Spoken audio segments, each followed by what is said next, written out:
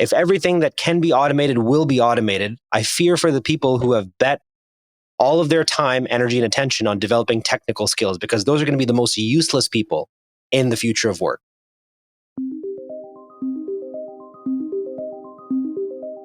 Hello and welcome aboard. Get ready for a new journey here at the Virtual Frontier. Great you found a way back to the show, and if you just joined recently, hit the subscribe button right away so you never miss new episodes. Today I welcome Hamza Khan to the show. Hamza is a best-selling author, a global keynote speaker, and lecturer at the Ryerson University in Toronto. I found Hamza a while ago on a TV interview about burnout and stress at work. In this special episode, I'm talking with Hamza about why burnout is a leadership problem, what are young talents looking for at the workplace, his outlook on the future of work, lifelong learning, and the importance of community. Seatbelts on while we take off. See you in just a moment on the other side.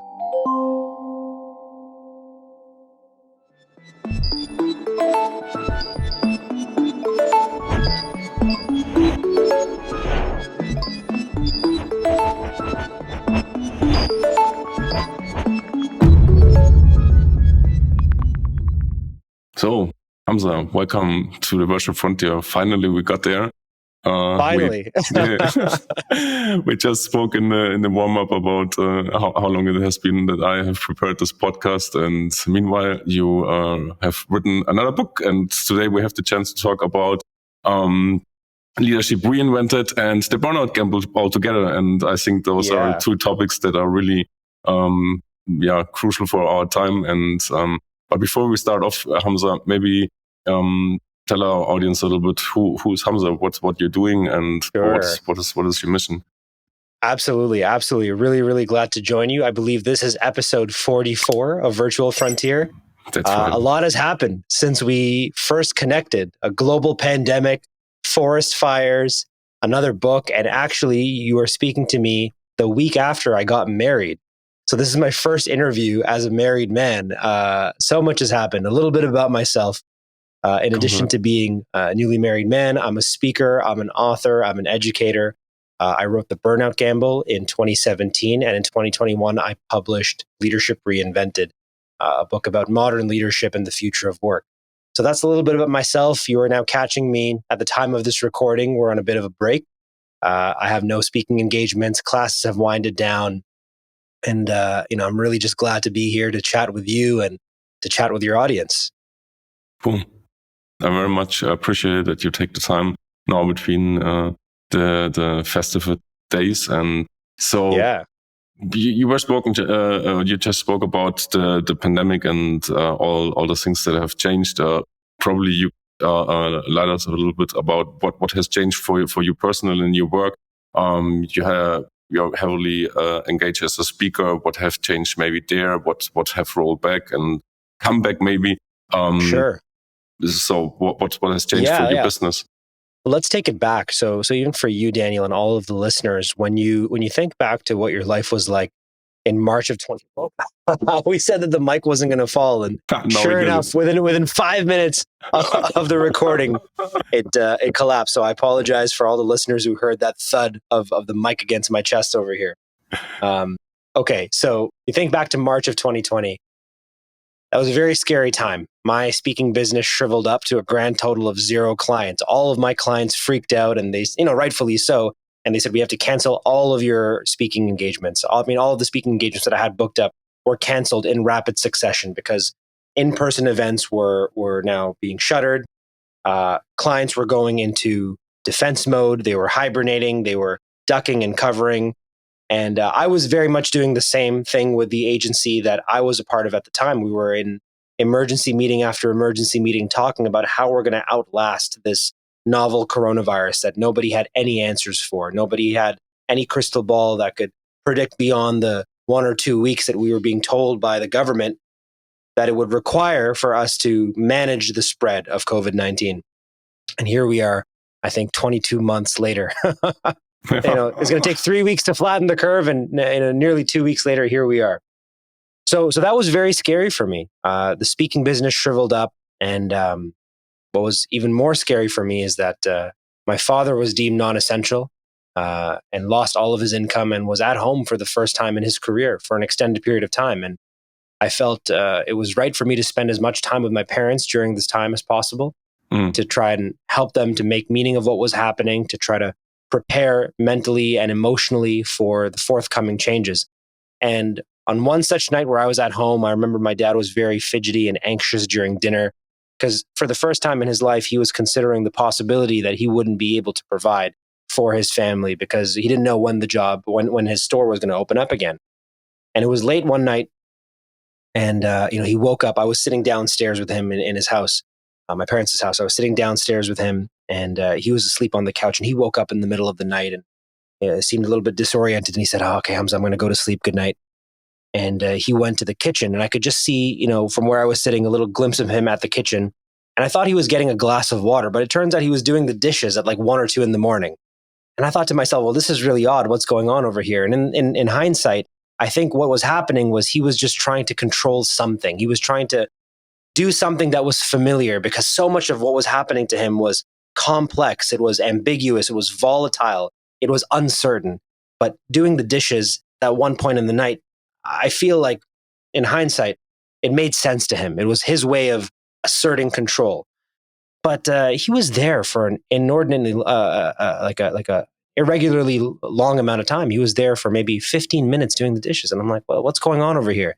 And then when I looked away, I heard a glass fall on the floor. And then I heard what was the unmistakable thud of my father falling on the floor.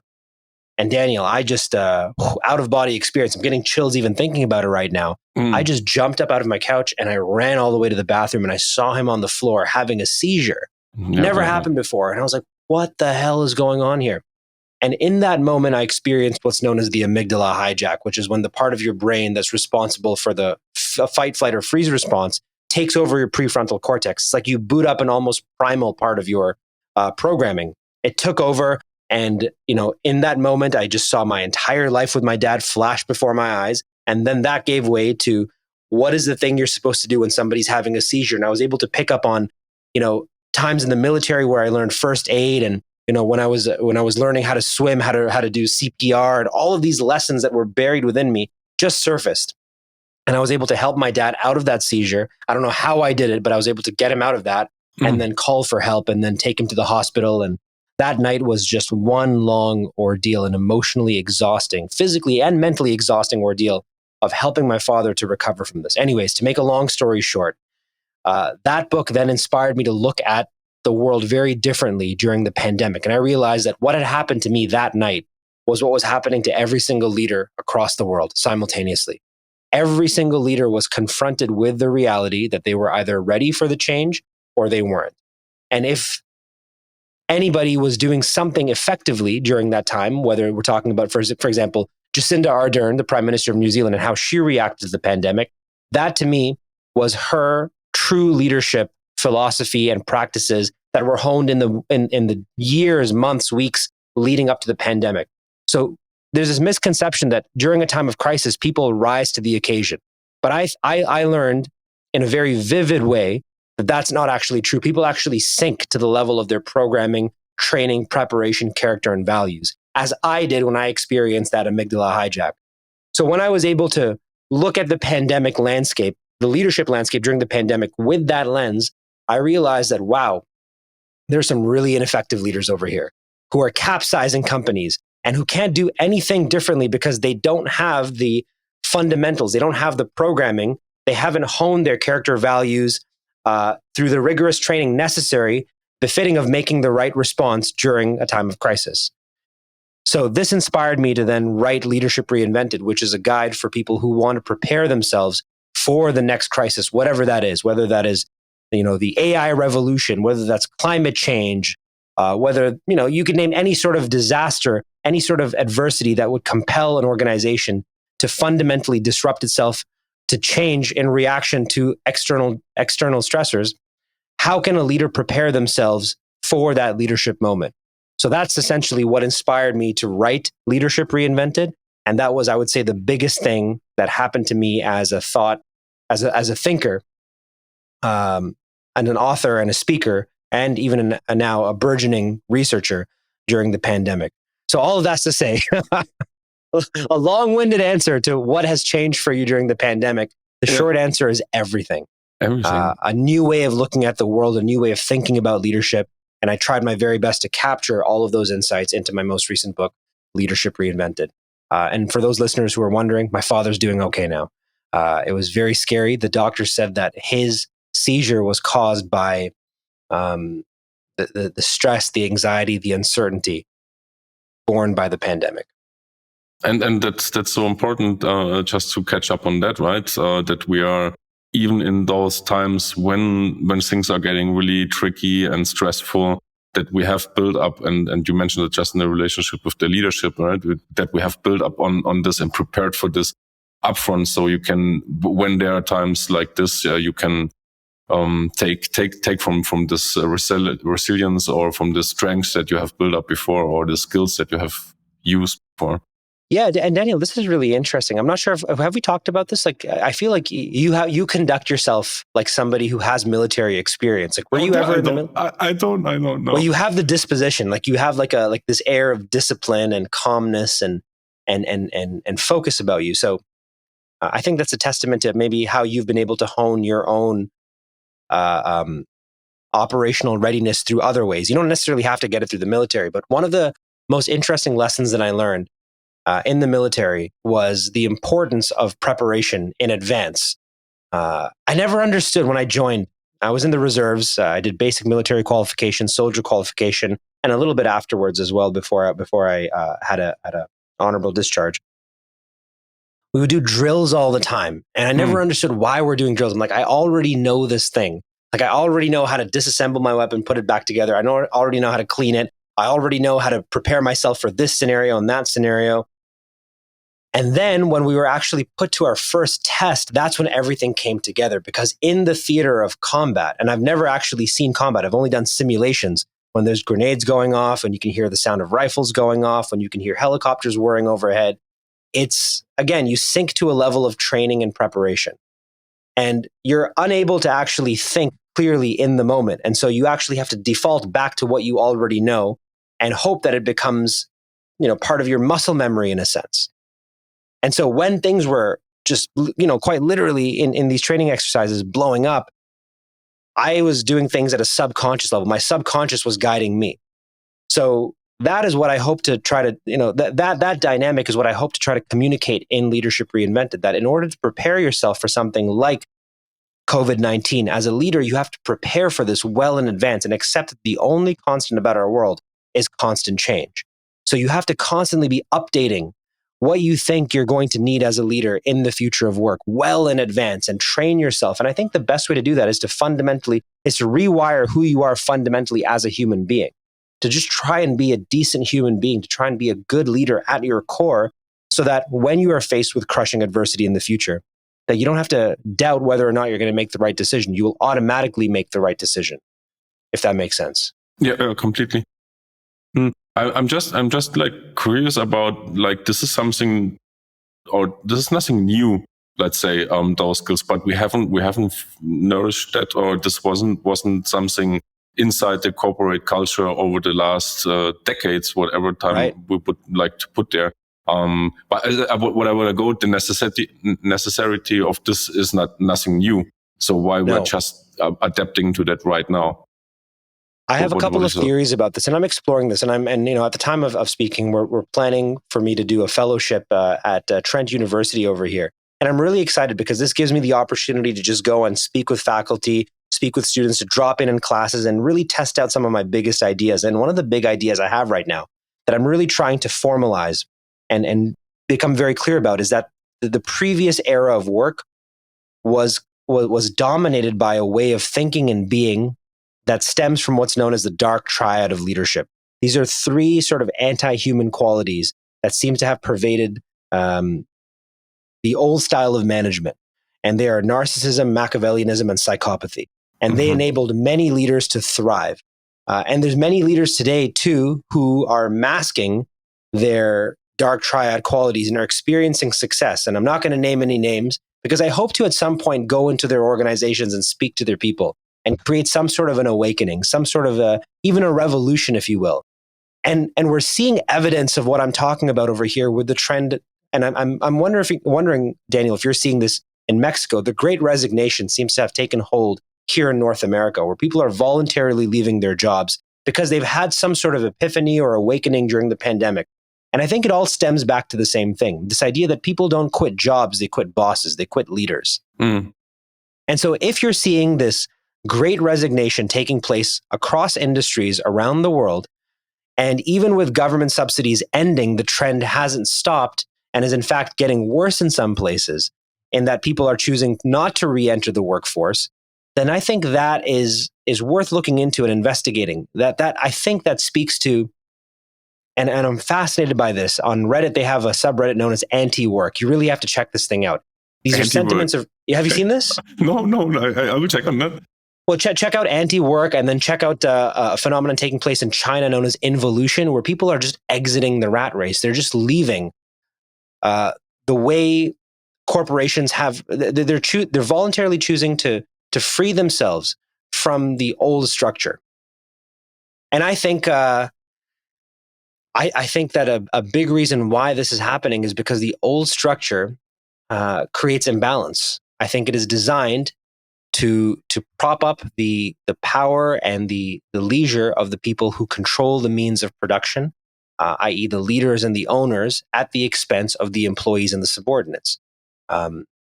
Which I suppose in some sense is like it's by no means a new idea. It's a very Marxist idea, if you will. But I think it's evidence that something has fundamentally broken in the relationship between employee and employer. And that's worth looking into. And it's not a new idea, like you said, but it's now finally getting the attention that it deserves. We're finally removing all of the distractions that might have led us in the past to misdiagnose what the root problem is. I think we tried to solve this in many different ways. We looked at this as perhaps a productivity problem, as a workplace environment problem, as a culture problem, but I think it is at its core a leadership problem. And I think that the leadership apparatus that is currently governing the world and the world of business as well needs a reboot. It needs a hard reset. It needs to become more human-centric. I think we need to replace whatever vestiges of the dark triad exist right now with the light triad, which is Kantianism, humanism, and faith in humanity. That seems to be what the world is clamoring for right now. Yeah, I agree with you. I just don't see it on the other side, on the corporate side. I just was pulling there some stats or an article and a survey from the Manpower Group and an article on Wise, where they was talking about the many companies in the US, this was based on the US, are like now lowering or abolishing their drug testing policy when new enters are coming. So they're like striving for talents on the one side and doing that by just like removing drug testing policies to get the talent that you wouldn't get anyhow else. So what's there? It's really upsetting. And I'm here's the thing, man. And this is really tough for me, right? So I'm a public speaker, and when I deliver keynotes and workshops, they're very polished because I spend time writing them and rehearsing them and practicing them. Yeah. And in a podcast where we're having a free-flowing conversation, I realize that sometimes the way that I speak is very verbose. There's a lot of conversational mitigation. I'm not at my best. And that's because these ideas are happening in real time, but they're also being processed by me as Hamza very emotionally. And I get really upset about this. So what you're saying right now is so frustrating to me because I know that those are people like my father who would take the job and put themselves in harm's way for not a lot of money and quite literally die for a paycheck. And that to me is not just the failure of business and government, but that is the failure of community and even humanity. I think that we're making a fundamental error as a collective when we're not valuing the dignity and the lives. Forget about dignity, just the lively, I'm getting tripped up over here. I'm getting quite emotional because that's really upsetting to me. That's so upsetting to me that they would actually relax their COVID testing policies just to attract people into the workplace and expose them to that level of harm. And I'm pretty sure that many of these leaders, many of the CEOs of these companies would say things at their annual meetings like, we're a family over here. And, we believe in these lofty ambitions of community and togetherness. And again, this refrain of we're a family here, but would you subject your own children to that? Would you tell your children, don't get vaccinated or come work in this place over here for less than minimum wage, well below the standard of living, and expose yourself to this harm? I don't think they would. So there's a hypocrisy almost that exists. And it's really frustrating for me, but I'm also filled with a lot of hope that the fact that we're having this conversation and I'm able to articulate these ideas as clearly as I possibly can, right now, and that your listeners are tuning into this, I think that this is the beginning of something.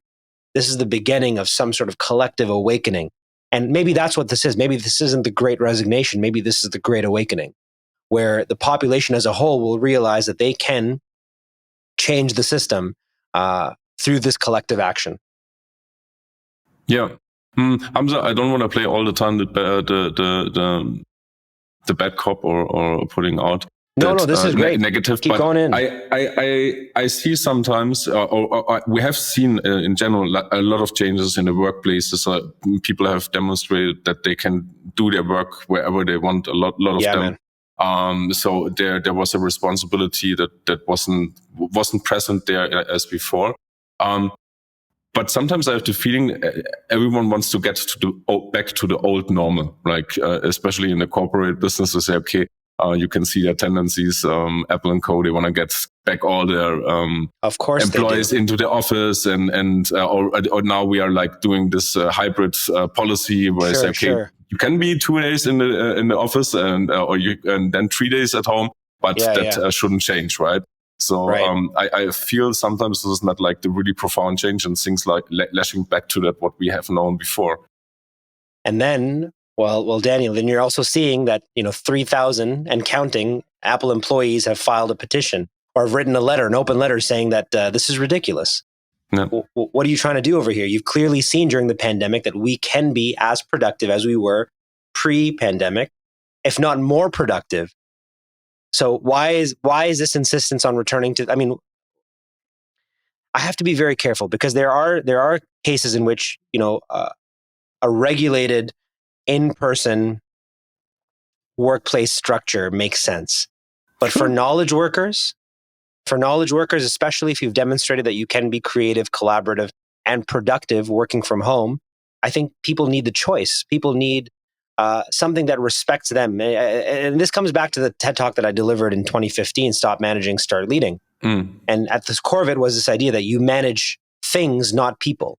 And so if you want to get your people back into the office, I think you as a leader need to ask yourself, why? Is it because you distrust them? If so, just be clear and just tell them straight up that I don't trust you to do work. And let them decide if they want to work for a leader that assumes that they're lazy, that they're unmotivated, that they need to be micromanaged. And you know what? I'll give you the result. You're probably going to have a lot of people quit on you, but that's fine. And you should accept that because, again, people don't quit jobs, they quit bosses. But if you want to take the approach of treating your people like responsible adults and giving them flexibility, giving them freedom, trusting that they're perfectly capable of managing themselves and you therefore then manage their workflow and priorities, then I think you will probably see the opposite. If you create a healthy workplace culture and give them the option to come into the office and then design office interactions to be intentional. Call people back in when you want to have a whiteboarding session, when you want to have a team building exercise, when you want people to have the option to work from the office when they don't want to work from home, and create an environment that is conducive to that. So all of these things are possible. But looking at your background over here, I see 2 books that jump out at me. It is going to be a messy process, and it is going to require leaders to be more human. Mm-hmm. I think you've got that. Like very subconsciously, they've been informing the way I've been thinking about the answers to your question. So there are companies out there that got this right, in my opinion. Microsoft is one of them. Salesforce is another one. RBC is another one. All 3 of these are my clients, by the way, for my speaking. And they all came out very early in the pandemic and said, we realize that the world of work has changed. The future of work is demanding more flexibility, more freedom, more collaboration, et cetera, et cetera. And they just have indefinitely moved away from the office structure. And I think it's fantastic. These companies are thriving. But where you've seen the opposite, these are companies that are going bankrupt, that are failing, their leaders are being publicly chastised. For example, did you see this the story that's been making headlines recently with Better.com CEO? the Better.com CEO who fired all 400 employees via Zoom? No, I haven't. What a disaster. He fired Yes. 400 of his employees via Zoom. He accused them of time theft. It was the most cold, impersonal, I'm going to go out and say it right now. It just seemed really evil. Like it seemed like this was a person who at his core, and I hope he's getting the help that he needs to recognize the error of his ways and adjust to the new realities of work. And I think that, he can redeem himself if he substitutes his dark triad traits with the light triad traits. But it's going to take some time and it's going to require some real, human work. He was asked by his board of directors to step down, step away, because he was causing irreparable harm to the company. I mean, it was sending shockwaves throughout the company. This is how your CEO thinks about you. He runs his company the way a prison warden would run their prisoners. He needs to see everybody. Everybody needs to be visible. Everybody needs to clock in and clock out at the same time. Your work needs to be time tracked. He's the sort of person, and I'm not going to name who the other famous person is who I think is also thinking along the same wavelength. If you gave him the choice to replace all the humans in their office with machines, he would absolutely do it. Probably would go for it, yeah. There's another company out there, a really large company, where I think the humans in that company are just placeholders for the machines. And I'm not going to name that because I hope to one day be invited to speak at that company. And when I do, I'm going to go in there and use that as an opportunity to create, or at least plant the seed of some sort of positive revolution over there.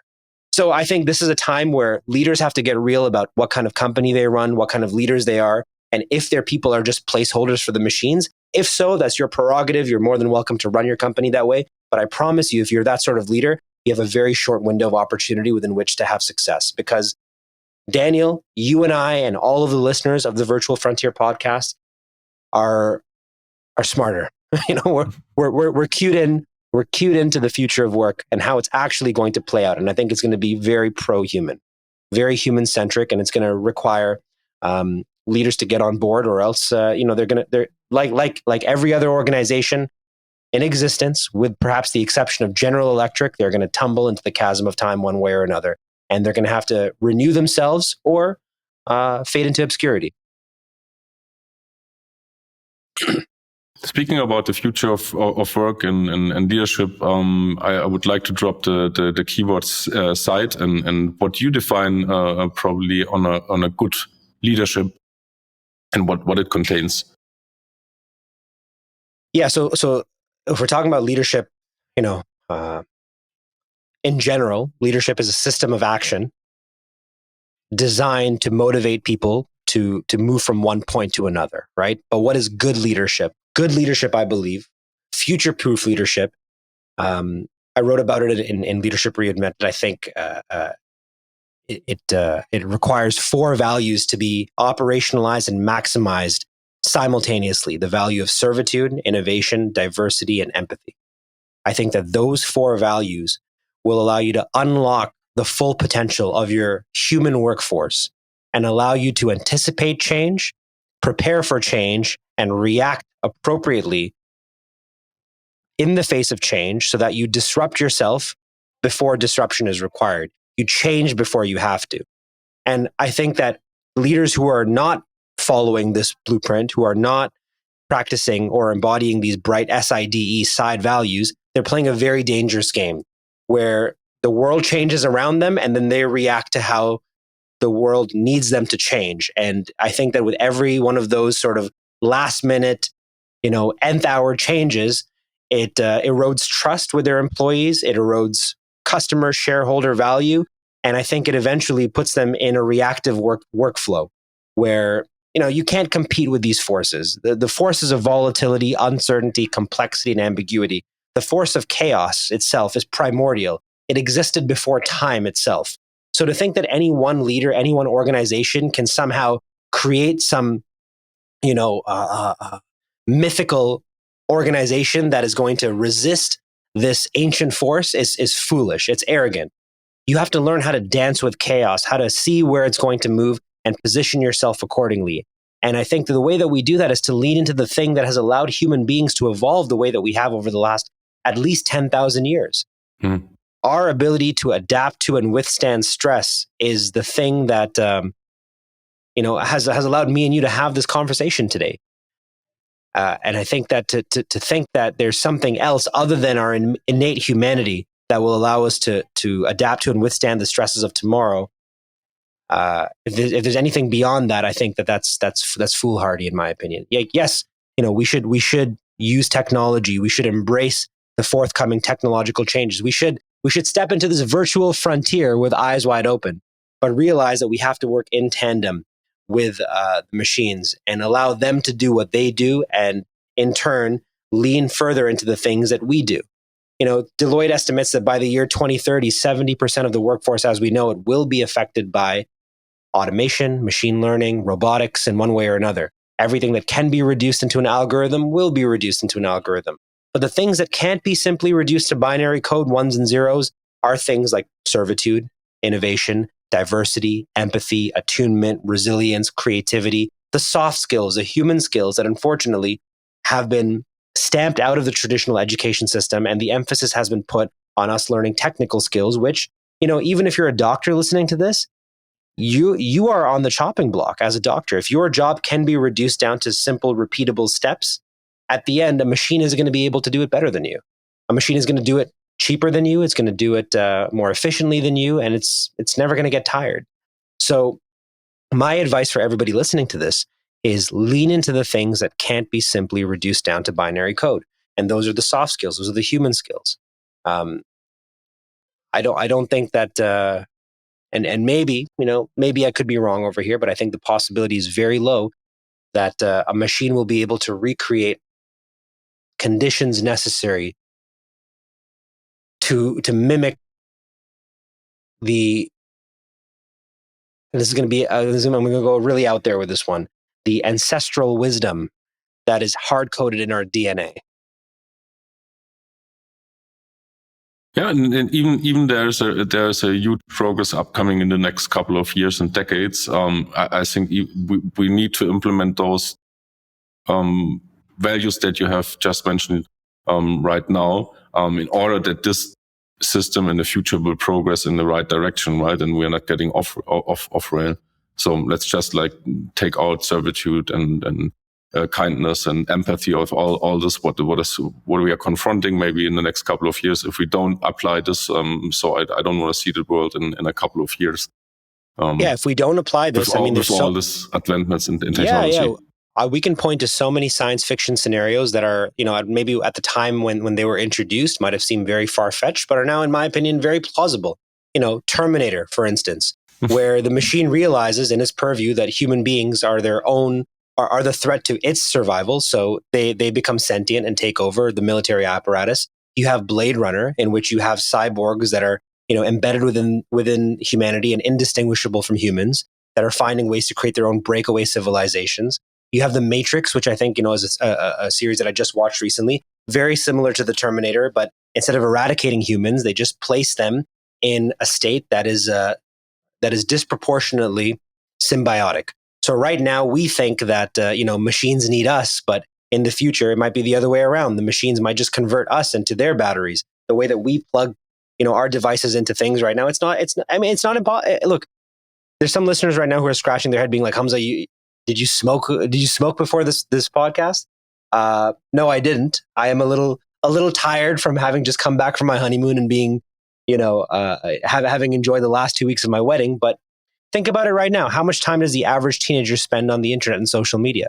More time than they are awake, more time than they are conscious, more time than they are existing in the quote unquote real world. They're spent tethered to their phones between 12 to 17 hours a day. So you tell me who's in control. Is it us, or is it the internet? Is it the machines? Is it the technology? And so we're playing a very dangerous game if we're not reclaiming the aspects of our humanity that will allow us to benefit from when this inevitable tide of technological disruption recedes. And when it does, hopefully, what will be left are jobs that are very human. If everything that can be automated will be automated, I fear for the people who have bet all of their time, energy, and attention on developing technical skills, because those are going to be the most useless people in the future of work. Yep. You're going to have these people who are just, shittier versions of robots. That's an interesting perspective. Just thinking out loud, it's man. True. Yeah, it's true. You were speaking right now also about young people, and I would like to ask you that from your personal and professional background, what you're seeing with young people, what they're looking in the future, like as they are like entering right now the workforce, all the Gen Z, and so what they are looking for and what they perceive might differently, and or how they see the economy right now. What is your take on that? That's a great question. I have a unique insight into this through my work with Student Life Network, which was Canada's largest student hub, reached over 2.7 million students. And then also, I'm a post-secondary educator. So I have this sample group of like 120 students who are at at the cutting edge, who are like at the top of their class, the cream of the crop, if you will, when it comes to future of work, friendly jobs, creative jobs. These are professional communicators in the making and whatnot. And the early signs that I'm seeing just from those two sample sizes alone are not very encouraging, I must say. This is a group who, every generation thinks that the generation before them has ruined the world and they have to fix it, right? I thought that about Gen X, and I'm sure Gen X thought that about boomers and vice versa. And you can just follow that chain up. But I think we have very clear evidence, undeniable evidence that previous generations, my generation included, Gen Y, and perhaps you as well, Daniel, we have left the world in a pretty abysmal state now. Just looking at the environment alone, like that, I'm embarrassed. I think I'm going to have a really tough time explaining to my children why the world is the way that it is when they inherit it. And I think about this Aboriginal quote all the time that we don't inherit the world. Sorry, our children don't inherit the world from us. We borrow it from them. So when you adopt that mindset, if we're borrowing the world from our children, you have a set of twins that are 7 years old. Everything that I do right now is taking away or bettering their world. It's either destroying it or bettering it. So my decision, for instance, to use a plastic bag right now, it's convenient for me, but it's going to clog up the oceans for them. So it works in my timeline, but it's actually going to make their world a worse off place. So this next generation, Gen Z, and the generation that's going to be your children's generation, which I think we're just doing a reset now, Generation Alpha, they're upset, they're frustrated, they're resentful. They're looking at us like people who have dropped the ball essentially at all levels, at the level of climate, at the level of technology, of governance, of morality. I think that they are eager to get to a place of privilege and permission space where they can start to change the world the way that they know it can be. And this is the generation that has been connected via high-speed internet for as long as they've been born. From the day that they were born, that they were exposed to different viewpoints via social media. They're much more tuned in to the zeitgeist around the world. They have much more empathy. They're much more focused on diversity, equality, equity, inclusion. They're much more focused on issues of climate change. And they're just waiting. They're just waiting to get into a position where they can make decisions without our input. And I sense that very strongly from them. At the same time, however, this pandemic has rocked them. It has already exacerbated what we were starting to see in terms of mental health challenges. You're starting to see people, exit the system, as I alluded to earlier, with the involution trend in China, the anti-work movement that we're seeing here, at least on Reddit, presenting itself in North America. Something is changing fundamentally about society, and I don't know if it's going in the direction that we think it's going. I think that the possibility exists for there to be some sort of great overthrow of our established systems and institutions. And it's going to be very uncomfortable. But I think that perhaps this is the necessary change that we've been asking for a long time, with increasing volume and frequency. Hamza, there are so many things we could not right now dive into just in the comment you made, but we don't have that much time. I catched up with a phrase of yours, and I really agree with that. But let's elaborate a little bit more on that. So when you wrote your book, The Burnout Gamble, you catch the issue of burning out more from an individual perspective, but you now came to the conclusion that this whole burnout topic is also a huge leadership problem. And Yes. I would like to ask you, as this is also something that is really present at the moment, there are a lot of people that are burned out shortly before burned out, and all the different shades what they're coming before. How could we help from the corporate side the individual that is operating inside the organization to become more resilient, catch up with catch up with this notion when something is going wrong into the direction of burnout or stressful events, how to detect them probably, and maybe overcome those issues inside the company, because there's a lot of time that is spent inside the corporate environment, but I think we don't take it as seriously as we should. I think you mentioned just before in the context with your father, about all this first aid knowledge that you have already learned a couple of years. You have it subconsciously. It's deep somewhere there, yeah. But with the mental stuff, we don't. Right. Wow, Daniel, man, I regret scheduling a meeting right after this, because I could do another 2 hours just on this topic alone.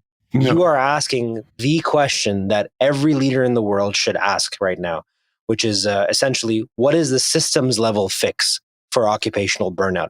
Burnout is a symptom, right? Like, let's be clear. Burnout is to stress what a runny nose is to a cold. It's evidence that there's something wrong in the substructure. And over the last 10 years, I'm still very early in my graduate research right now, but over the last 10 years, there has been a very clear set of key indicators that have been trending in the direction that would make it clear to anybody looking at the data that people know what stress and burnout are. They have an increasing curiosity about what they are, and there's no shortage of solutions at the individual level to address levels of growing stress and burnout, right? So there's no shortage of books, podcasts, apps, recipes, search terms. I mean, I could just, the research the data set is just too vast right now. Yeah. Exponential growth in the pharmaceutical sector, exponential growth in the health and wellness sector over the last decade. And you would think that with the rise in all the curiosity and the solutions, that global levels of stress and burnout would decrease. But that has not happened. Global levels of stress and burnout have only increased. And it's gotten so bad that the United Nations estimates that 2.8 million people die every single year because of workplace-related stress. And if you extrapolate those numbers over 2 years, that's twice the amount of deaths caused by COVID. But you don't hear a peep about it. Mm-hmm. You don't hear about it because the system doesn't want you to know about it. The system is interested in you continuing to work and die for a paycheck. And I think that is the problem that is at the heart of what it is that we're talking about today, which is we can't solve a systems level problem at the individual level. We have been taught that burnout happens and it's localized to you as an individual and that you have the ability to fix it. But Dr. Christina Maslach, who introduced one of the core burnout inventories, the Maslach burnout inventory, she had the best quote. She said that no matter how beautiful the plant is, no matter how beautiful the flower is, if you put it in lousy soil, you put it in the dark, you don't give it enough sunshine, you don't water it, it's not going to thrive. So we have to solve this problem at the level of systems. And there's so many upstream predictors of burnout, like a toxic workplace, a lack of fairness, a lack of appreciation, lack of values, so on and so forth. If these are addressed at the upstream, at the leadership level, then downstream, it will prevent burnout from happening. So if I had a magic wand, I mean, this would be fixed overnight. It would just be like, hey, let's get rid of all of the anti-human dark triad leaders and replace them with pro-human leaders who lead from the inside out, true servant leaders. And I think that, this problem would be resolved within 1 decade. But that's not going to happen. So the starting point, I think, has to be bidirectional compassion. And compassion extends beyond empathy. Empathy is about, understanding another person's feelings or point of view. Compassion is making their suffering your own. So I think that if leaders start to have compassion for their employees, Microsoft, actually, real quick diversion over here, Microsoft put out a report, I think it was called like the state of work life. I can't remember the name of it. I'll share with you afterwards. But they showed that leaders and subordinates are having two very different experiences during the pandemic. leaders are thriving. They're like, wow, I can work remotely. I can work from home. I'm being paid well. I don't have to worry about my job security, et cetera, et cetera. But the opposite is true for subordinates who are burned out, who are exposed to harm, who are living well below the poverty line in some cases. So those two experiences, if both sides could see each other's perspective and then bidirectional compassion could be extended, that means leaders truly empathizing with and understanding what suffering their employees are going through and making it their sole job to try to ease that suffering and help them. And then on the other side, if the employees and the subordinates could look to the leaders and understand that those of us with good intentions are having a tough time and are also experiencing burnout and are also experiencing the languishing and all the other types of stress and adversity that they're going through just in different contexts, then I think we can come together as a collective to solve this problem at the level of systems. Until then, we're going to be isolated, alone, kept in the dark, and under the illusion that we can solve this problem by just meditating more and doing yoga and adding more green to our diet and all the other bullshit that we've been told is going to help us to beat burnout. But no matter how productive and how well you are at the individual level, if you are working for a boss that is fundamentally anti-human and antagonistic, avoidant and aggressive, it's not a matter of if you're going to burn out, it's a question of when you're going to burn out. Does that make sense, Daniel? Sorry, that was a bit of a rant over there, but I get really fired up about this stuff, as you can tell. I want to put a little bit more fire, but just a quick one. Let's go, man. There's also for the hardcore managers that really don't get it. So what is the economic cost on burnout people and burned out people inside my team? So just tackle it from the economic perspective. Let's get down to brass tacks. If you don't think that burnout is costing you, let me give you some stats that you should look at, and these you can tie them directly to burnout. Look at sick days taken. Look at levels of absenteeism. Look at levels of turnover. Look at the time, energy, and hard dollars required to train your employees. Look at the cost of rehiring. Look at the opportunity cost that you're forfeiting when an employee quits and you have to restaff it. Look at the price of projects that are being stalled because of turnover. There is evidence that burnout is affecting your organization in ways that you can't even comprehend right now. So leaders, just get real about this.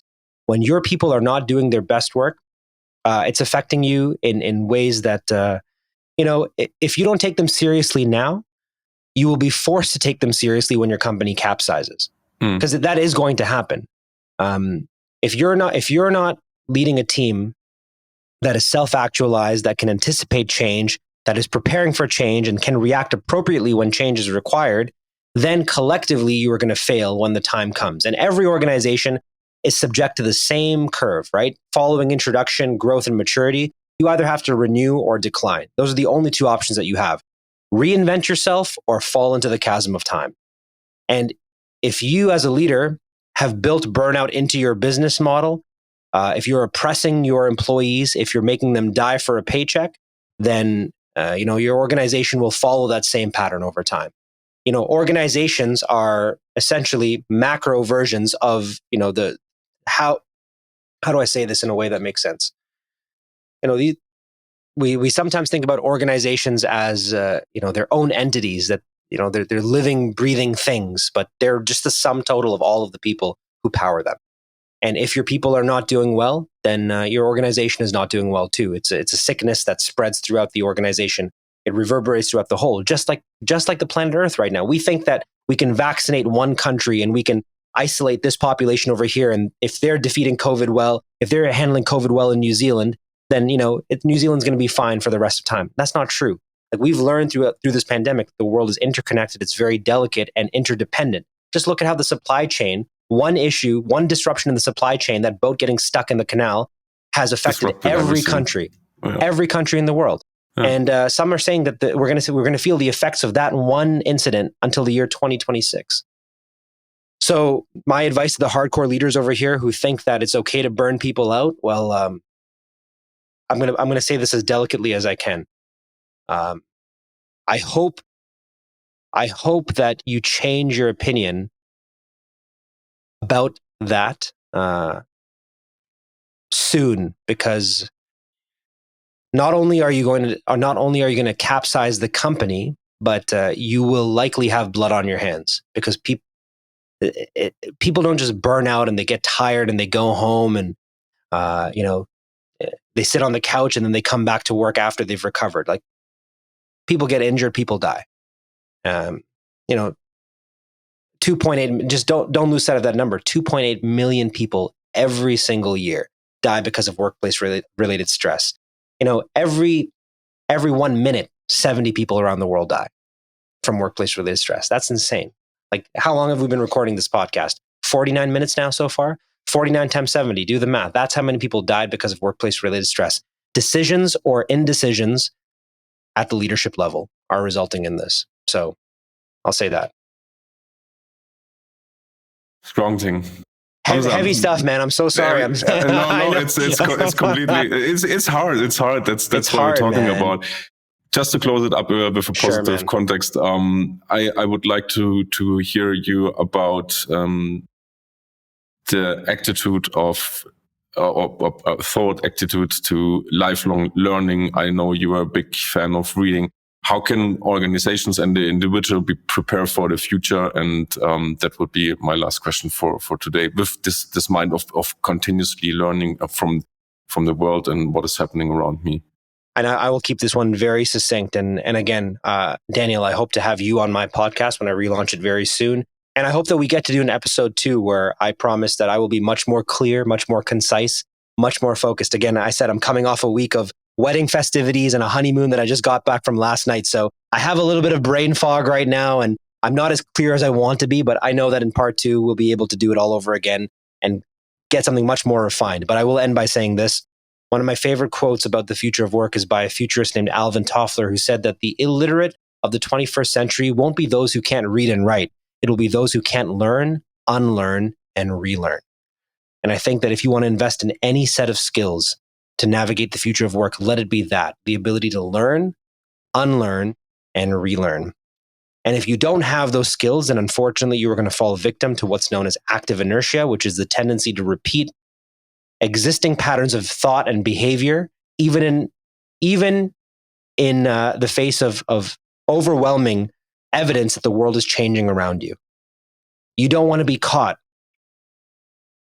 I love him to death, but you don't want to be caught in the situation like my father was when his business was shuttered at the start of the pandemic, not knowing what to do, not having the mental dexterity to adjust, to pivot accordingly when the time came. So my advice will be invest in your ability to learn, unlearn, and relearn so that you can change before you have to. Hamza, thank you very much for joining us today. I really appreciate all these insights, and even if it was from your side not so structured, whatever, I loved that conversation, and I hope we can really do a second round. I would love that, man. Nothing would make me happier, and my schedule is wide open, so we'll make it happen, buddy. Thank you so much for the privilege of chatting with you. I'm really glad that we were able to reconnect after all this time, and thank you to all of the listeners who made it this far into the podcast. I hope that you were able to take away even one or two things from this conversation that will orient you in a better direction. And this isn't goodbye; it's see you later. I hope that you stay in touch with me, you follow me wherever you'd like. I think I'm everywhere except TikTok right now. So let's see each other next year on TikTok. We'll see. There we go, man. We'll do. Inevitably, they'll launch TikTok Live if they don't already have that. Yeah. All right, Hamza, man. Take care. Thank you so much, man. This was an absolute pleasure. For me too. Take care, my friend. Back we are from an exciting trip into Hamza's world. Now you have some insights on how to burn bright, not out, and what reinvented leadership means. To really dive into these topics, I recommend you to get a copy of Hamza's books, which have been linked in the show notes. We hope you found this session helpful and you have now some new tools and insights on how to create better workplaces for the future. What have you missed in this episode? How can we do better? Let us know in the comments and reviews. And as always, before you leave, hit the subscribe button, give it a thumb up, and share the session around with your friends and colleagues. Your action helps us to grow this show and keep you informed and updated on trending topics about the future of work. On behalf of the team here at the Virtual Frontier, I want to thank you for listening. So until the next episode, keep exploring new frontiers.